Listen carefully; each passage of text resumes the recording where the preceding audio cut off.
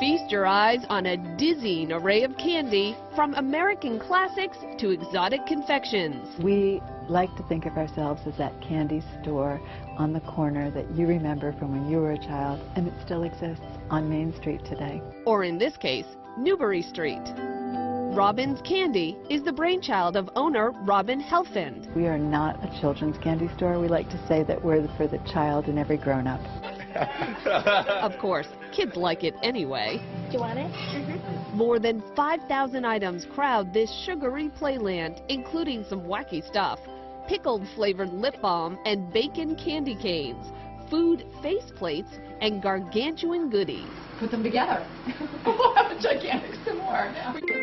Mixed in among all these indulgences is one of Robin's specialties, licorice. It's my mother's favorite candy, and I wanted to do something to honor her.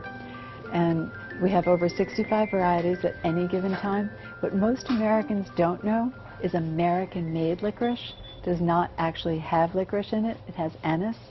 Most European varieties, which is what we specialize in, are made with pure Egyptian licorice root. What you're tasting right now. Helfand hosts licorice tastings where novices become connoisseurs, sampling 12 to 21 varieties.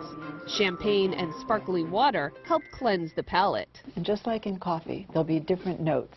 There'll be a sweet note, there'll be a tangy note, there may be a sour note. According to the National Confectioners Association, licorice has been growing between 2 and 3% a year, which is one of the fastest growing segments, and that's because of its low sugar content, the fact that 99% of licorice is fat-free. So good.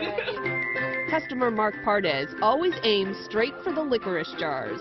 Licorice is my favorite item in this store. My excuse is that licorice, I was told many years ago, has medicinal qualities.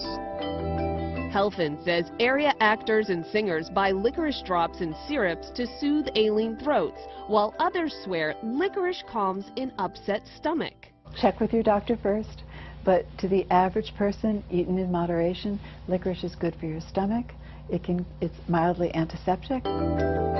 Turns out, licorice, seen here in its original root form, has a pretty interesting history. Licorice was first consumed by the Egyptians, and it was consumed 600 AD, and the first use of licorice was the root as a toothbrush.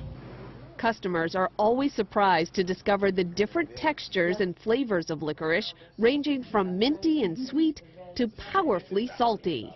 Actual licorice, when you distill it, is 50 times sweeter than sugar, so you only need a little bit to go a long way. They're sweet.